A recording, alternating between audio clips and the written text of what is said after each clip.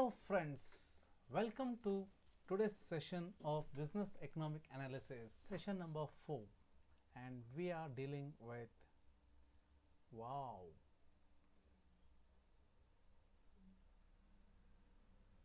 why study economics? ಅರ್ಥಶಾಸ್ತ್ರ ನಾವು ಯಾಕೆ ಸ್ಟಡಿ ಮಾಡಬೇಕು? So first thing I want to tell you, congratulations, because you have taken economics as one of your major subject. Congratulations, you have made the right choice. Now the question is not only about making the right choice, but working on this choice to make a career out of this economics. So the reason this particular topic was introduced in your new economic policy basic economic analysis is students take economics to study, but they don't know why they have taken economics and what they can get out of economics. So this small session will try to put light on that particular area. Why study economics? ಅರ್ಥಶಾಸ್ತ್ರ ನಾವು ಯಾಕೆ study ಮಾಡಬೇಕು? So you can see the different books are there: Wealth of Nations, Adam Smith; Microeconomics, XYZ author; Principles of Economics by Alfred Marshall; Macroeconomics by some author. So this is what your life is going to be if you want to proceed with economics as your passion. So congratulations once more, and the biggest thing is you are sitting in front of your laptop or your mobile and you are watching this video. This shows how interested you are. Let's move ahead and see what is economics and what you can get out of economics. So why study economics? Economics is a study of mankind in the ordinary business of life. A simple definition of economics which was given by Alfred Marshall in his book The Principles of Economics. Actually it's just a first line. The actual definition is economics is a study of mankind in the ordinary business of life, where it inquires how a man earns his income and how he spends his income to make his living, or to spend his limited income among the various choices or wants that he has. So that is what is economics. Andre ದೈನಿಂದ ನಮ್ಮ business ಲೈಫ್ನಲ್ಲಿ ನಾವು ಏನು ಮಾಡ್ತೀವಿ, that is what is economics. So wrote Alfred Marshall the Great in 19th century, and in his book Principles of Economics. Why you should study economics, or why should you as a student embark on the study of economics? There are 3 reasons given by N. Gregory Mankiw. Here friends, this is the author of the book Microeconomics, and thanks to one of my colleague, my friend, Professor Sarah, who recommended this book to me, and there I got most of the material. Why study economics? So according to N. Gregory Mankiw, he says there are 3 reasons for you to study economics. What are these 3 reasons? Why study economics? The first reason is to study economics is that it will help you understand the world in which you live. So what Gregory Mankiw says, it will help you to know and understanding the world you live. I'll come to it shortly what it means. The second reason to study economics that it will make you a more astute participant in the economy. Astute participant means someone who is more aware. And the third reason to study economics is that it will give you better understanding of both the potential and the limits of economic policy. So coming to the first part, understanding the world. Is there any need to understand the world when you speak about a country, or if you speak about the world, that is all the countries in the world? How economics will help you to understand this thing? Friends, remember, we are living in geopolitical scenario. We are living in geo-economic scenario. We are living in political economic scenario. All the countries in the world are related to each other, either in terms of their geography, politics, and economics. So all these three things are interrelated, and if you understand this particular thing, the economy, it becomes very easy to understand why the politics is so and what is the influence of the geography. So first thing is, when we are studying economics, this study of economics enables us to understand actually what is happening in the country, what is happening in the world, how the different countries in the world are related to each other. That is what is understanding the world. The second one is astute participant in the economy, astute and the churuku. That is, when we study economy, we start participating in as to what is happening in the economy. So we become the decision makers because we know how the economy is working. And lastly, Mankiw says the third reason to study economics is that it will give a better understanding of the economic policy. What is economic policy? There is going to be a full session on economic policy. The policies which are undertaken by the government for the improvement of the economy. These policies can be in any of the sectors of the economy. It can be in the agricultural sector, it can be in the industrial sector, or it can be in any other sector. For example, now you know something is going on in agriculture sector with regard to agriculture policy, and that is called as farm bills. Many farmers are protesting against it, and before 4 years there was something called as demonetization. Demonetization, that is withdrawal of the 500 and 1000 rupees notes. Then a year later there came GST. Long back there was something called as new economic policy, that is liberalization, privatization, and globalization. So you can see so many things are happening around us. So friends, if you study economics, you will understand the pros and cons of this particular policies. You will understand whether it is good for us, how much it is good for us. If it is bad, how much bad it is for us, how far our future, the future of our generations will be impacted by these policies. So this is well understood by you as a student of economics. Remember, there is a huge difference between layman and you as a student. A layman who knows nothing about economics, he can speak many things, he can just give his opinions. But you people, when you study economics and when you discuss about economic policy, you don't give your opinion based on rumors. You give your opinions based on facts. You know the ins and outs because you are a student of economics. So these are the main reasons why you should study economics. This is as per Gregory Mankiw. Thus, the principles of economics can be applied in many of our life situations. So there are so many situations that are happening in the around us. So all these things we can apply economics. In the future, bhavishnali, you can find yourself reading the newspaper. There, if you have studied economics, it will help you. Running a business, if you have become an entrepreneur, there economics help you. Or if you are sitting in some AC office, you have become a big officer, even there economics will help you. So economics is all around us and it is applied in our day-to-day life. So in any sphere of your life, this will be helpful to you. No knowledge is a waste knowledge, and definitely knowledge of economics is never going to be waste. Never it is going to die, never it is going to fade. So you will be glad that you have studied economics. Why should the information in economics be taught and learned?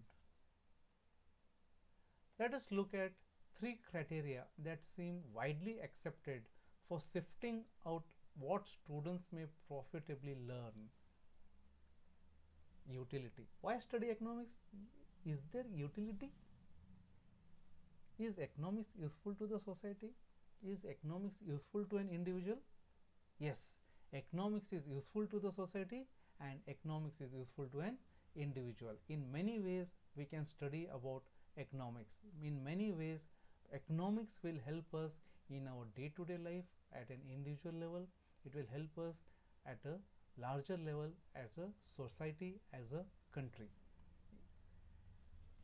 Studying economics will give us pleasure. So just imagine if I have written something. Okay, just imagine if I write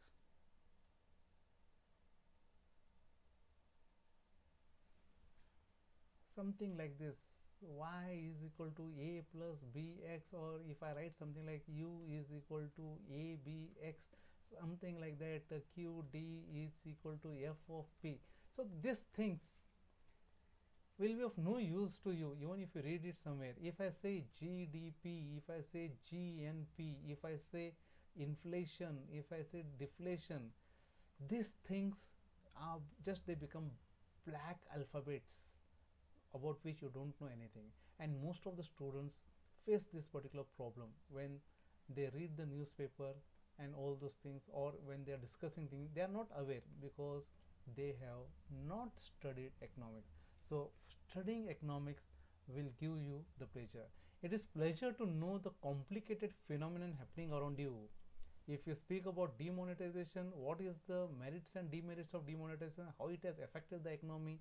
If you speak about GST, what is the pros and cons of GST, how it has affected or contributed to the progress of the country.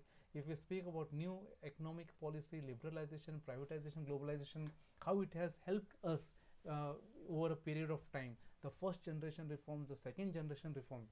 So all these things become simple to you if you study economics. So economics is a way of life, and when what is happening around you in your life, if you know about it, it's really pleasure to know such complicated things that are happening around you.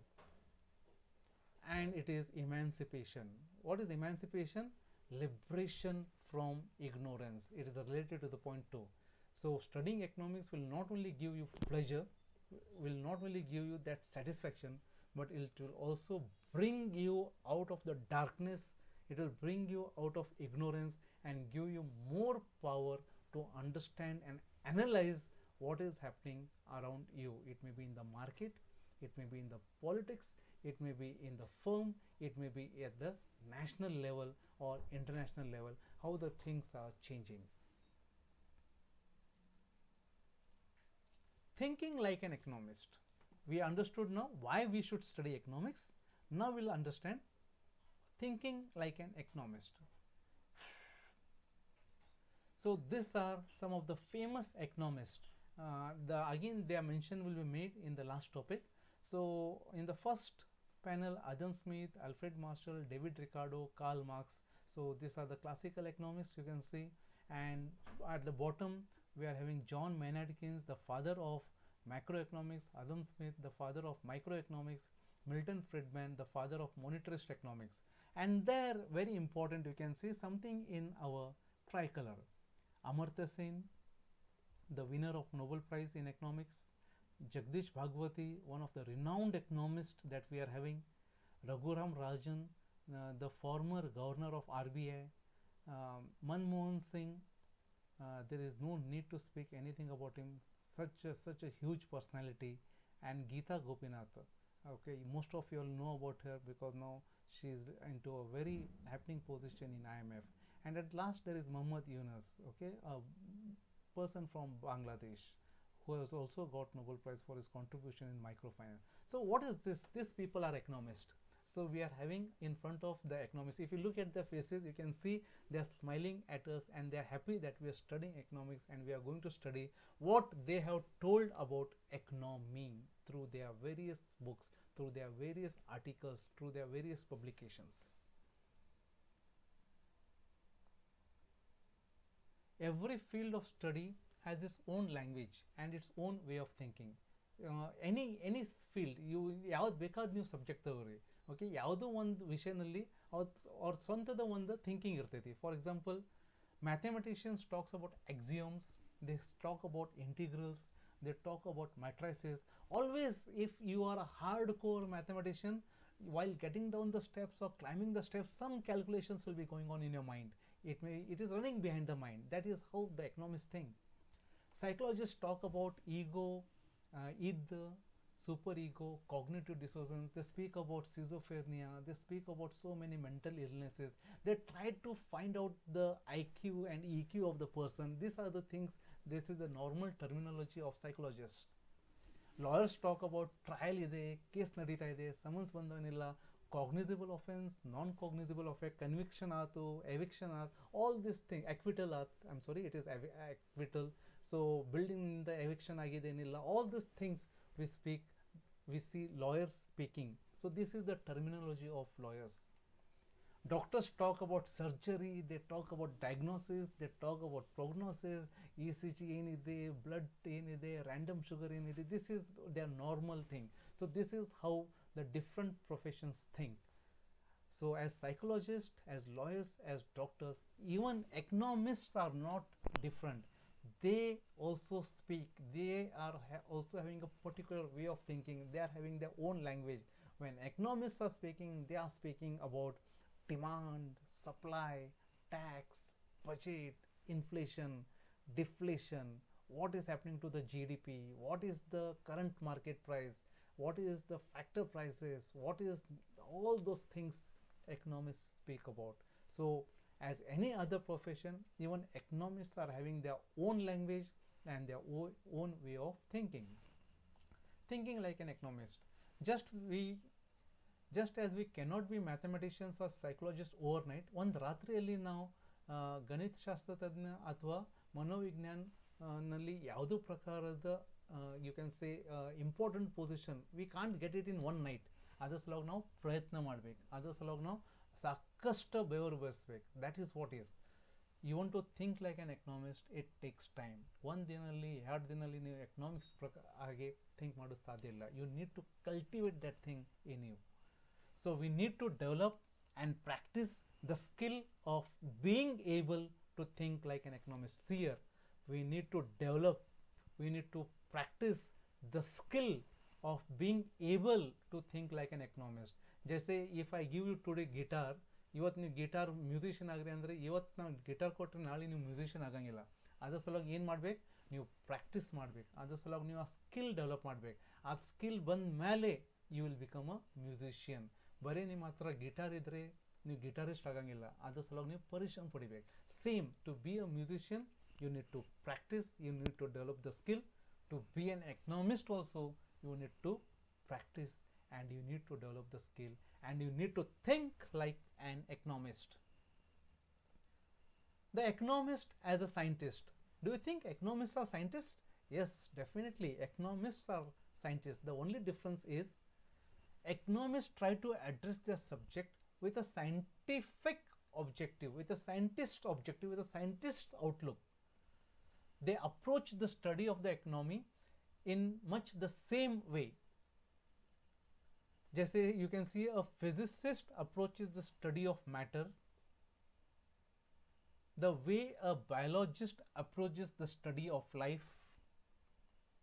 They devise theories, they collect data, and then they analyze this data. After analyzing this data, okay, they try to verify and see whether the theory is right or to refute them. So economist as a scientist, yes, they also have scientific outlook. Like a physicist, like a biologist, they also collect the data, they analyze the data, they attempt to verify the data, whether to accept the theory or to reject the theory. That is what economists do as a scientist. I'll give you one simple example. See here in this picture, what the man is telling. Beta, I am a social scientist. That means I can't explain you electricity or anything like that. But if you want to know about people, I can tell you. That is what is economist. ನೀವು ನನಗೆ electricity ಬಗ್ಗೆ ಕೇಳ್ರಿ ನನಗೆ ಗೊತ್ತಿಲ್ಲ. ನೀವು ನನಗೆ evolution of human nature ಹೇಳ್ರಿ ನನಗೆ ಗೊತ್ತಿಲ್ಲ. ನೀವು ನನಗೆ ಬಯಾಲಜಿ ಬಗ್ಗೆ ಏನಾರ ಕೇಳ್ರಿ ನನಗೆ ಗೊತ್ತಿಲ್ಲ. But if you want to know about people, rational people, economic behavior of the people, I can explain you. That is what is economist. I have taken this picture from the net, and this picture was available in Mankew's book. Then coming to the next point, the essence of science. Science nalli ಏನಿದೆ, ವಿಜ್ಞಾನದಲ್ಲಿ ಏನಿದೆ, However, it is the scientific method, the dispassionate development and testing of theories about how the world works. ಸೈನ್ಸ್ಗೆ ನಾವು ಯಾವ ರೀತಿ ನೋಡ್ತೀವಿ? Through the scientific method. We test the theories. The method of inquiry is as applicable to studying a nation's economy as it is to study the Earth's gravity or species evolution. Earth's gravity ಅಂದ್ರೆ ಏನು? Law of gravity. Physics ನಲ್ಲಿ ಬಂತು. Evolution of the species. It comes Darwin's theory. It comes in biology. So this is how pure ಸೈನ್ಸಸ್ನಲ್ಲಿ ಯಾವ ರೀತಿ ಅವರು ಸಂಶೋಧನೆ ಮಾಡ್ತಾರೆ ಅದೇ ರೀತಿ ನಾವು ಮಾಡ್ತೀವಿ. ಆದರೆ ಅಲ್ಲಿ ಏನಾಗ್ತಾ ಇದೆ? There are controlled experiments. But in economics there are no controlled experiment. ಯಾಕಂದರೆ ನಮ್ಮ ವರ್ತನೆ ನಾವು ಅಂದಾಜು ಮಾಡೋದು ಭಾಳ ಕಠಿಣ ಇದೆ. How we behave, we are dynamic in nature, we don't have the static setup.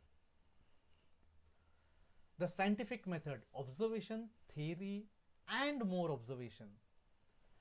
Isaac Newton, ನಿಮ್ಗೆ ಗೊತ್ತಿರ್ಬೋದು. Okay, Newton, the famous 17th century scientist and mathematician, became intrigued. Okay, he became more curious one day when he saw an apple fall from a tree. What did he see? What he saw? Something if you throw in the air, it will come down. Something you throw up, it will come down. So he was sitting under a tree, apple tree. It is a fact, we still don't know whether the fruit is apple, but it has been told and we follow it. Yes, Newton was sitting under the apple tree. I am not sure whether it was apple tree or mango tree or which tree. So there he saw that apple fell from the tree. This observation motivated Newton to develop the theory called as theory of gravity that applies not only to apple falling to the earth but to any objects in the universe. See, this is what Newton came to the conclusion. It is not only apple that falls on the ground, anything that you throw up will fall on the ground. How did he come to know? Because he observed one phenomenon. He observed a fruit falling from the tree. He was wondering, is this fruit, why did it fall down? Why didn't it go there or remain there? So here came the theory of gravity. This is what is scientific method. And beyond that, we came to know that if you want to fly the aeroplane or the helicopter, you need to activate the anti-gravity, and that is what is the aeronautics that we saw. That is the development of scientific technical engineering field. This interplay between theory and observation also occurs in the field of economics. ಬರೀ Newton ಅವರು ಒಂದು apple ಬಿದ್ದಿದೆ ಅಂತ ನೋಡಿ ಅದ್ರ ಮೇಲೆ theory of gravity ಮಾಡ್ಯಾರ. ಬರೀ ಫಿಸಿಸಿಸ್ಟ್ ಅಷ್ಟೇ ಅಲ್ಲ, ನಾವು ಅರ್ಥಶಾಸ್ತ್ರ ತಜ್ಞರು ಅದು ಮಾಡ್ಬೋದು. Even in economics we can see the interplay between theory and observation. How? See, I'll give you an example.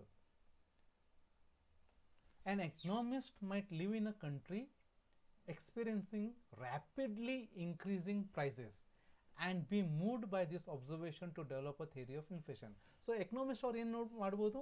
Now let us say we are staying in a country, let us say India, and in India the fuel prices are increasing. The price of fuel price is increasing, and because of this increase in the fuel price, you may say we are facing inflation.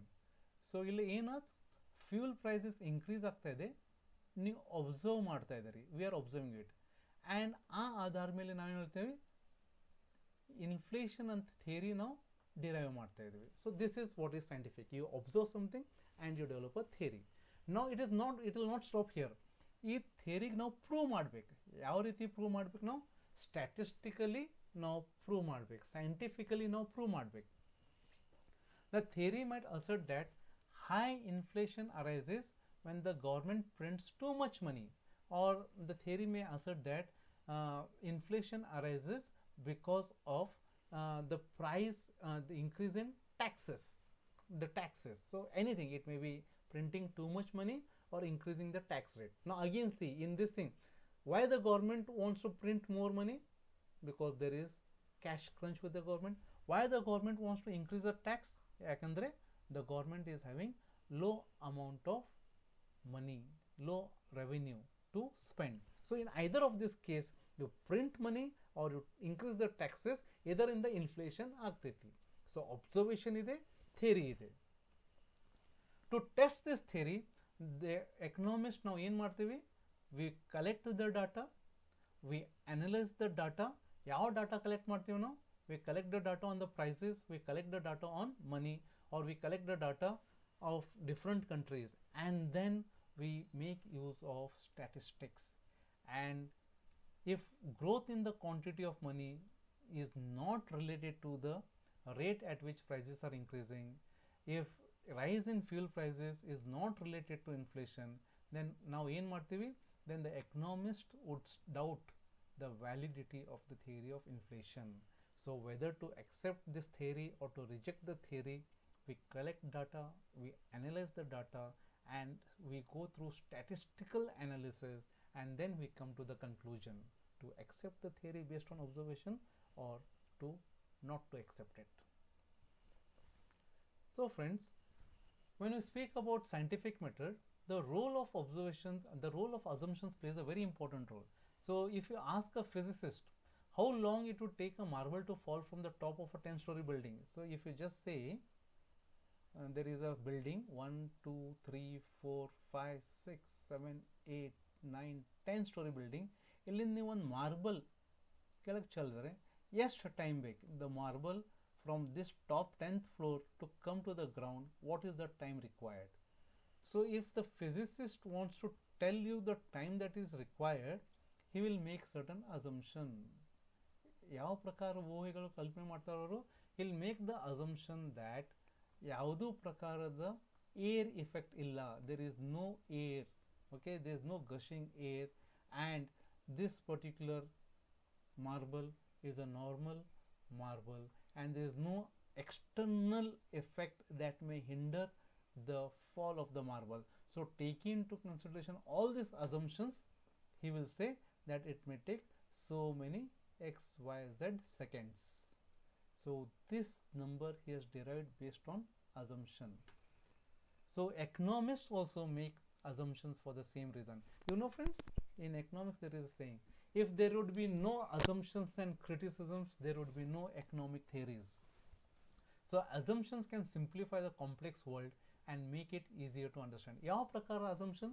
ನಾವು international trade study ಮಾಡುವಾಗ we say 2 countries 2 products, we say 2 by 2 model. ವಾಸ್ತವಿಕ ಜೀವನದಲ್ಲಿ ಬರೀ 2 countries 2 ವಸ್ತುಗಳನ್ನು trade ಮಾಡ್ತಾರೆ ಇಲ್ಲ, ನಾವು ಇಲ್ಲಿ ಏನು ಅಸ್ಯೂಮ್ ಮಾಡ್ತೀವಿ, 2 countries 2 products are trading. So this becomes theory of international trade, classical theory of international trade. So based in this assumption, that is 2 by 2 model, we are able to explain a complicated theory. Law of demand. Law of demand ನಲ್ಲಿ ಏನು assumption ಇದೆ, ceteris paribus, other things remaining constant. If price increases, demand decreases. But ಏನು ಊಹೆ ಮಾಡ್ತಾ ಇದೀವಿ, ನಾವು ಕಲ್ಪನೆ ಮಾಡ್ತಾ ಇದೀವಿ, ನಮ್ಮ ಆದಾಯನಲ್ಲಿ ಯಾವುದು ಬದಲಾವಣೆ ಆಗಂಗಿಲ್ಲ, ಓಕೆ, ಸಂಬಂಧಪಟ್ಟ ಸರಕುಗಳಲ್ಲಿ ಯಾವುದು ಬದಲಾವಣೆ ಆಗಂಗಿಲ್ಲ, all these assumptions. So based on these assumptions, we say quantity demanded is a function of price. Whatever function, there is a inverse relationship. So there are so many examples that we speak about, and these examples or these theories when you're speaking, it is based on certain assumptions. The art in scientific thinking, whether in physics, biology or economics, is deciding which assumptions to make. That is very important. ಬರೀ assumptions ಮಾಡೋದಲ್ಲ, ಯಾವ ಪ್ರಕಾರದ assumptions ಮಾಡೋದು ಅದು ಭಾಳ important ಇದೆ when we are speaking about scientific thinking. Economic models. So models ಅಂದರೆ ಏನು, ನಾವು ಹೈಸ್ಕೂಲ್ನಲ್ಲಿ ನೋಡೀವಿ, ನಮ್ಮ ಬಯಾಲಜಿ ಕ್ಲಾಸ್ ಇದ್ದರೆ ಅಲ್ಲಿ ಒಂದು ಪ್ಲಾಸ್ಟಿಕ್ ರೆಪ್ಲಿಕಾಸ್ ಇರ್ತವೆ ಯಾವ ಪ್ರಕಾರ ಅನಾಟಮಿ ಬಗ್ಗೆ. So you can see the models on the ಹೃದಯದ ಮಾಡೆಲ್ ಇರ್ಬೋದು, ಅಥವಾ ಲಿವರ್ದ ಮಾಡೆಲ್ ಇರ್ಬೋದು, ಅಥವಾ ಕಿಡ್ನಿ ಯಾವ ಪ್ರಕಾರ ಇದೆ ಅದಿರ್ಬೋದು. ನಾವು ಮೆಡಿಕಲ್ ಸೈನ್ಸಲ್ಲಿ ಹೋದರೆ ಅಲ್ಲೇ ಸ್ಕೆಲಿಟನ್ಸ್ ಇರ್ತವೆ, ಒಂದು ಮಾಡೆಲ್ ಇರ್ತೈತಿ, ಪ್ಲಾಸ್ಟಿಕ್ ಎಲ್ಲ ಪ್ಲಾಸ್ಟಿಕ್ ಮೇಡ್ ಇರ್ತೈತಿ.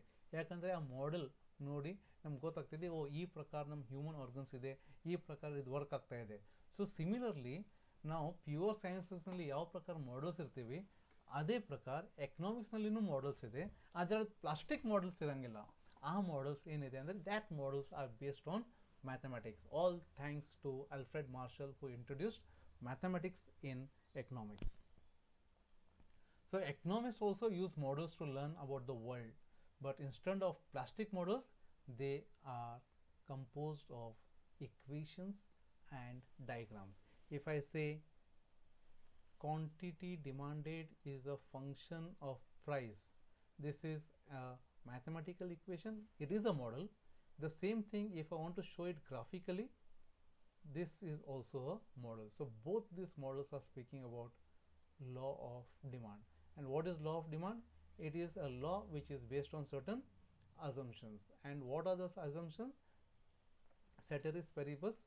So these assumptions determine law of demand. If you relax the assumptions, the law of demand will not work. But based on the assumptions, law of demand will work. And why we frame this law?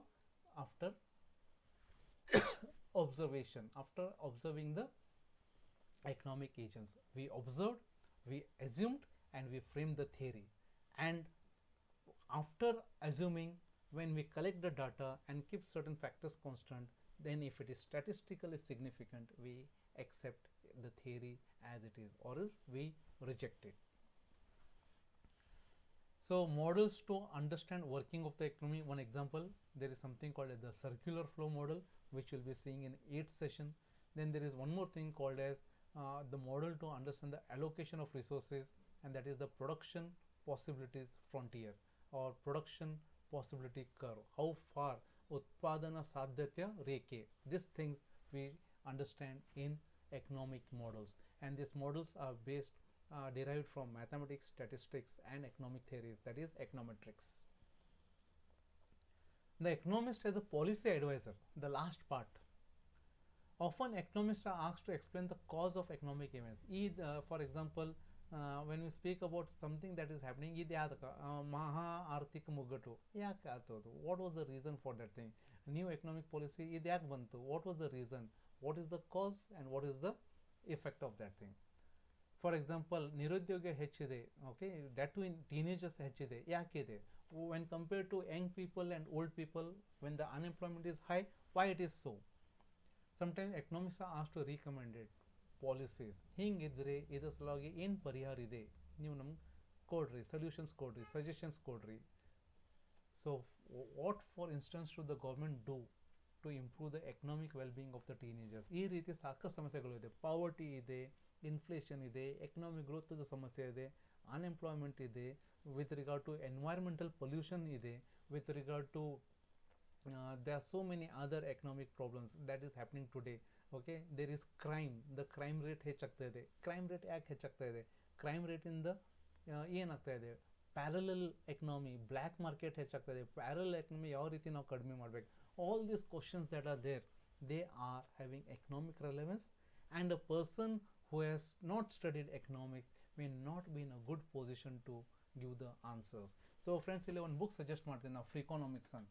Freakonomics is a book where the economists have written it, taking the live case studies in our general life as to how the things are happening over there, why teachers and students cheat in the examinations, and what happens if a particular law tells that in a particular XYZ country pregnancy is legitimate, and when pregnancy becomes legitimate after 20 years, after 25 years, how it has dropped down the crime rate. So this type of things that is happening, all these answers can be given by economists. So what economists are trying to explain the world? See, listen, when the economists are trying to explain to the world, they are scientists. ಇಲ್ಲಿ ನಾವು ಏನು explain ಮಾಡೋಕ್ಕೆ ಪ್ರಯತ್ನ ಮಾಡ್ತೀವಿ, ನಾವು explain ಮಾಡುವಾಗ ಏನಾಗ್ತೀವಿ, we become the scientist. And when they are trying to help improve it, they become policy advisors. So here, when we are explaining, we are scientists. When we are trying to improve something, we are becoming policy advisors. This is what is the role of economist as a policy advisor. I'll just take few examples. Economists as policy advisors. He is Dr. Manmohan Singh. So he was in the time of Indira Gandhi. Prime Minister was Indira Gandhi from 1970 to 1976 as a economic policy advisor. He was governor of Reserve Bank of India. He was deputy chairman of Planning Commission of India. He was advisor to Prime Minister of India on economic affairs. This is the reason I brought this thing. So here I am speaking about advisor. Here Dr. Manmohan Singh was an advisor. He was also the chairman of University Grants Commission. He was the finance minister of India, during which time we got our new economic policy, that is liberalization, privatization, globalization. It was during his tenure. And then Dr. Narasimha Rao was a prime minister, and he was also a member of parliament in the Rajya. See, for how many years? Right from 1991 till 2019, he is into politics as a MP. And lastly, he was a prime minister of India. So see his achievements. All this is possible because he is an economist. This is what happens to us. I am sitting in front of you and telling something about economics because I have studied economist. I may not be a very expert economist, but I am proud to be a postgraduate in economics. Then comes one more person, Rakesh Mohan. He was the economic advisor during Atal Bihari Vajpayee's government. So he was the deputy governor of RBI. He was the chief economic advisor, as well as he was the executive director of International Monetary Fund. So on what basis he became the deputy governor, and on what basis he became the chief economic advisor? IMF, International Monetary Fund, he is the executive director, again because he is an economist. Then the next is the most beloved person, Raghuram Rajan. He was the economic advisor. I'm sorry, it is not during the time of Atal Bihari Vajpayee, but during the time of Dr. Manmohan Singh. During his time, he was the economic advisor. So Raghuram Rajan was the chief economist at the IMF, was appointed as chief economic advisor, succeeding Kaushik Basu. Kaushik Basu is also an economic advisor. He preceded Raghuram Rajan, and Raghuram Rajan was also the governor of RBI for 3 years. So see how these people play a very important role. He is also, people say that he is not an economist, but he has studied economics and he knows how the economy happens and what happened, the recession during 2008, okay, the global meltdown. It was he who had predicted about subprime crisis. Okay, not to go, so just for your information. So this is what Raghuram Rajan is during the time of Manmohan Singh. And now at present we are having Krishnamurti Subramaniam. Again, I'm sorry, he is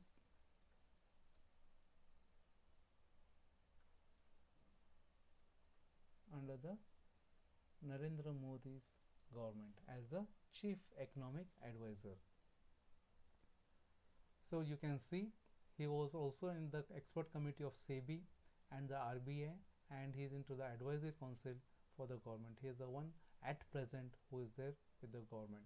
So friends, if you want to know if in a company, if this is board of directors, manager, and this is the different levels of staff, economists are always on top.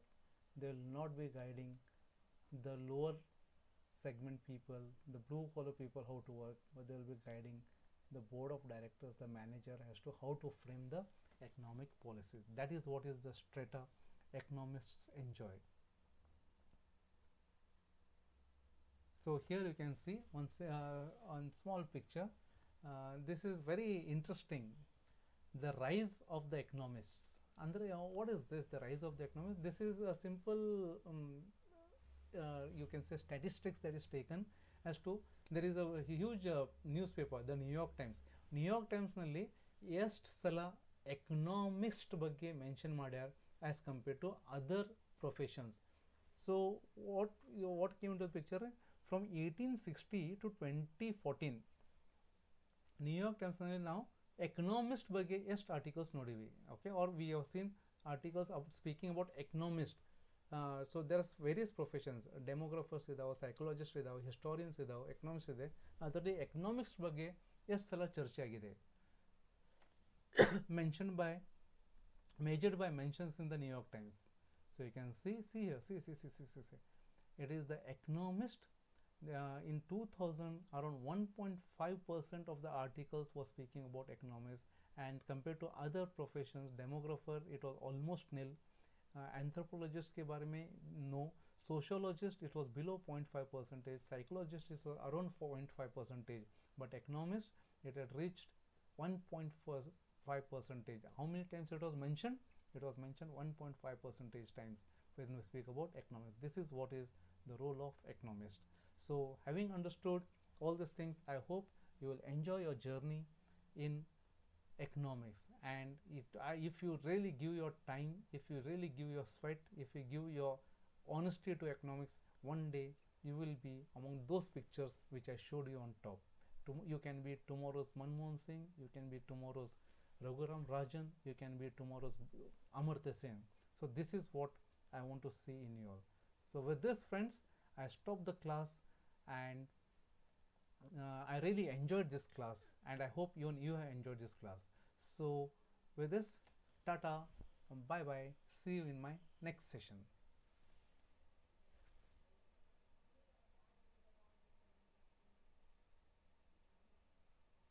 I have referred Microeconomics by Gregory Mankiw. This is the only book where I got most of the material. So chalo, tata.